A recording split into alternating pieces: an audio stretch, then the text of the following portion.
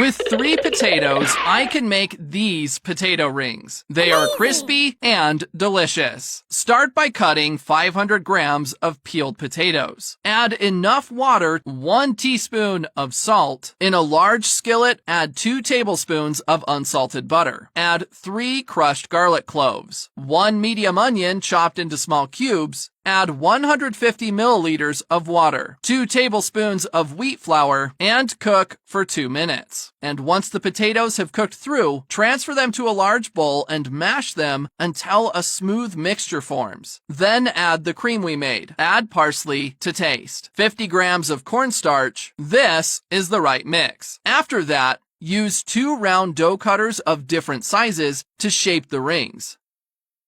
And once the oil is hot enough, add the potato rings. I'll also thank you for sharing this recipe. See you next recipe. Bye.